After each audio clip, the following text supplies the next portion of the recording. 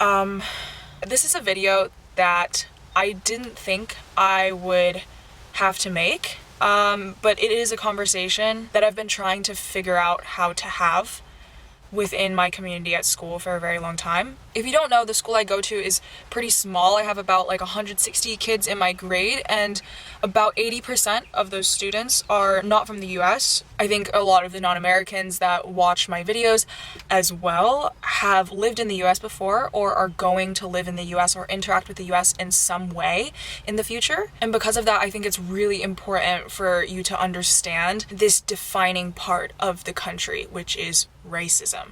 Once you start interacting with this country, you are inevitably affected by it in some way. If you're coming from Europe or even Latin America and you're a bit more white in appearance, when you interact with this country, you also inherit the privileges that were created at the expense of other people. You come from Africa and experience what it's like to be black for the first time and just hateful prejudice. So if you fall somewhere between the spectrum of black and white, if you're Asian or mixed race, you have both privileges and discrimination to deal with. And either way, my point is, even if you're not American, if you're somehow interacting with this country, it's really important to understand the history that you are being forced to take on. Now, I've actually been really pleasantly surprised by a lot of my non-American friends and how they've been reacting. One of my Ukrainian friends translated this video and some other resources about white privilege and being a white ally into Russian. She's engaging people back home in this conversation, which is amazing. But I also see a lot of people who aren't really understanding why this is a big deal, maybe. Or if they're posting about it, I'm not entirely sure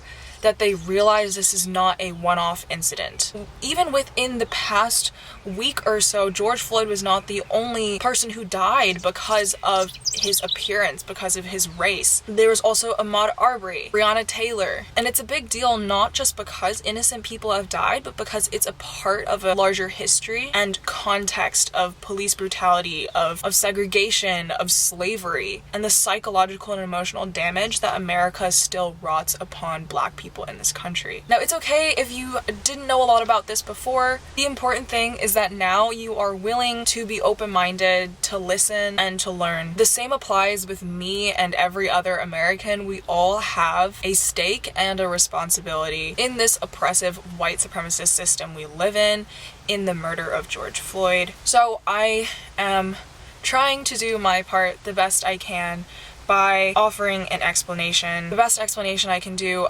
I'm not claiming to be an expert whatsoever, and also I can only speak from my experiences as a non-Black Asian person of color, which holds its whole other history in relation to anti-blackness in this country, which I'll explain a bit about later. But please do not take me as an authority on this subject. I hope you will use this to add a little bit to your understanding, but continue the conversation and seek out more perspectives. But yeah, so getting into the video now, the unjust death of unarmed, innocent Black men, such as George Floyd, Ahmaud Arbery, Tamir Rice, Freddie Gray, Eric Garner, the list can unfortunately go on, is largely directly related to racial profiling or the stereotypes that exist around Black people. Now, stereotypes exist everywhere. Almost every group of people on this world have stereotypes associated with them. Not all stereotypes are equally as harmful or serious, but they become problematic when they contribute to systems of oppression.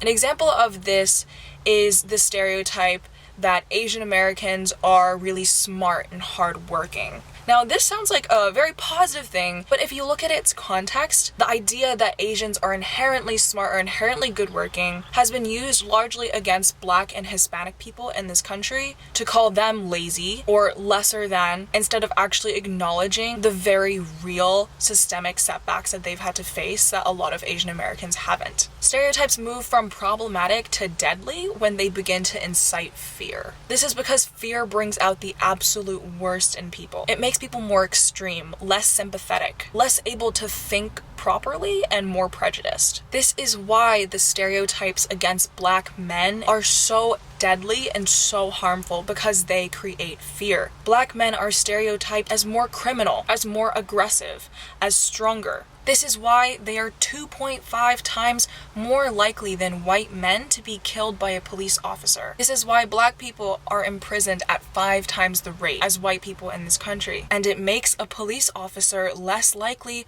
to, for example, take George Floyd's cries for help that he cannot breathe seriously. This is why black mothers are more likely to die or have complications during childbirth in the United States. Black pain is not taken as seriously as other people's pain in this country.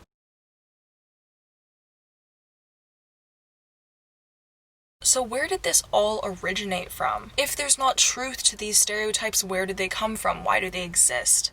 Well, they exist because they were created for a very specific purpose. They originated over 400 years ago when Africans originally came to the United States as slaves. As a side note here, Europeans originally came as colonizers, as settlers who wanted to move into this land that wasn't theirs and take it forcibly from the indigenous people who are the real Americans. American does not equal white. This is also an idea that was created and intentionally promoted to justify the genocide of the people who originally this land belonged to. Notice that I'm saying Africans were brought over as slaves and Europeans came as settlers, not white people and black people. This is because the whole notion of white and black was created and came into play once these people arrived in America. It was created because Europeans in America wanted cheap labor so they could make more money. But there's this whole issue that, we have sympathy for our fellow human beings. This is in our nature, so it doesn't feel right to hurt other people, to abuse and exploit them for our own gain. The idea of race was created as a social construct to address this flaw. If you say there are separate types of human beings, separate races, it makes it easier to justify exploiting people. The sympathy doesn't connect as much. If some group of people is inherently stronger than you are, then you can justify causing them more pain. If some group of people is inherently dumber than you are, then you can justify denying them basic rights and education. If some group of people is inherently less human than you are, then you can justify tearing their families apart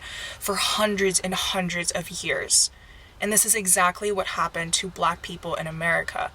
Of course, race is very real now because it has been made to be real. It's not written in our DNA. It's created by how we treat each other. And stereotypes were created and used to solidify these notions of race. Of course, now we know that these ideas of some people inherently having certain traits that others don't are all myths. But do we really? Consciously, we know these things, but the subconscious is very, very powerful. And the subconscious is influenced by things like movies, like music, like the media, and the indirect messages that they're giving us. The media in Hollywood has spent decades and decades reinforcing harmful stereotypes and the social construct of race because that's what's necessary to keep this country running. So I've already started getting into it, but the reason we have racism in this country does not end at slavery. After slavery legally ended, it actually gets way more complex. You see, the laws that were supposed to give black people in this country protection were not enforced, first of all, and had a lot of loopholes. And of course, it was still the mentality people had that there were inherently separate races and one was entitled to exploit another. There was also economic disadvantages. When you're born into a family that has for generations and generations had no wealth to call their own, it's very, very hard for you to make a good living for yourself. And also when you're not allowed to have access to good education and when you're not allowed to have certain jobs, that also provides barriers. I know I'm skipping over hundreds of years of history and simplifying things a bit, but the next really important point I wanted to talk about is World War II. Now, World War II was a big reset button because, the rest of the world was shifting in terms of alliances and where power laid, and war is good for the economy, especially if, like the US, you didn't have to deal with all the violence actually taking place on your land. So after World War II, the US was fabulously wealthy, and there were laws put in place such as the G.I. Joe law, that gave veterans coming back home a huge boost. They were allowed affordable access to university education, to homes that they could own. All of a sudden, class mobility was a huge thing in the United States. Now, at first, this applied to all Americans, white, black, whatever race you were. And this is where the issue comes in. Because the systems and structures of power in the United States were built upon inequality, they needed inequality to continue.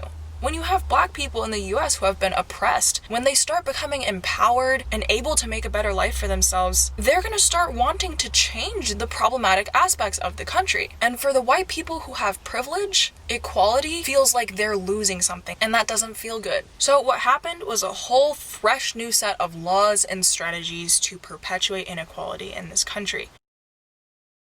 A really important one that I want to talk about is redlining. In the 1950s, there were laws created that prevented black families from moving into what was designated unofficially as white neighborhoods. There would be a house for sale, and a black family would come look at it, but the person selling the house would say, "Sorry, we can't sell to people like you." This is what created white and black neighborhoods. And when you have separate neighborhoods, it's easy to treat those separate neighborhoods differently, for them to have unequal access to resources. This is how what we now call ghettos in the United States were created. They were created by the government. And of course, when you have a neighborhood that is struggling, you're going to have higher crime rates. It's going to be harder for those kids growing up there to have the psychological security they need to thrive. Now, the second historical shift I wanted to point out that's really important, because it complicates race relations in this country a lot, is globalization and immigration. Obviously, as you can see from the US now, it's not just white and black anymore. As early as the 1800s, there were Asian immigrants coming to this country. Of course, a big chunk of our West Coast used to be Mexico, so there was a lot of Latinos in this country. And with each wave of immigration from a new country, there kind of evolved this unique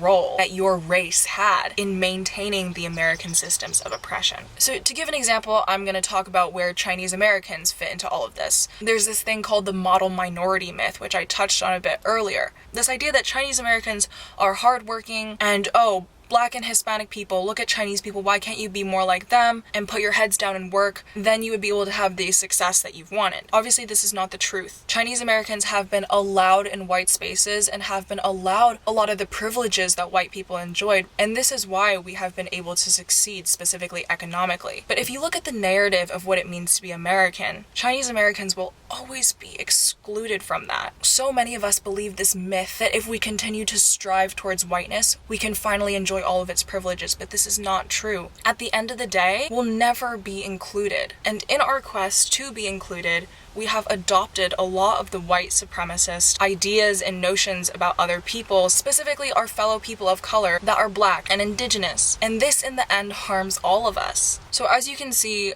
racism in this country and racial dynamics in this country are a very complicated thing.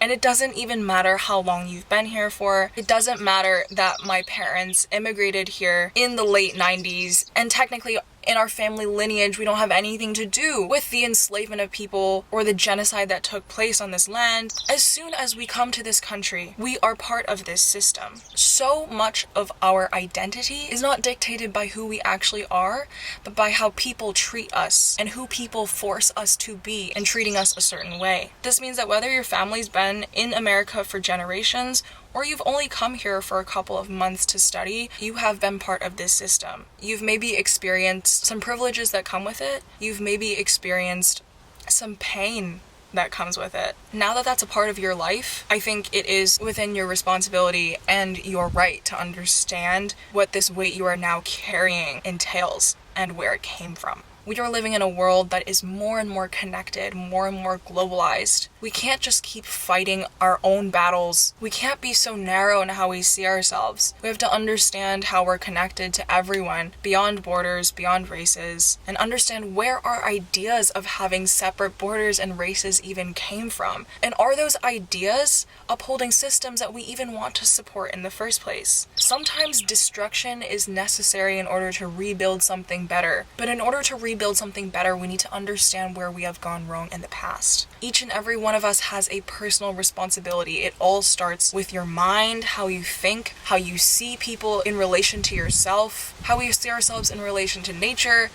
And I'm going on this big ramble now. It's getting kind of off topic, but it's not off topic because everything is connected. You get my point. Hopefully this kind of added to your understanding of how things are. Hopefully it's helped you reflect on what you can personally do. It's not just about posting on social media. Please consider how your privileges and your mindset can contribute. You will make mistakes along the way, but we have to try. That's all I have to say on that. I am trying my best to pull my weight a little bit more, and I hope that whoever you are watching this, you will too.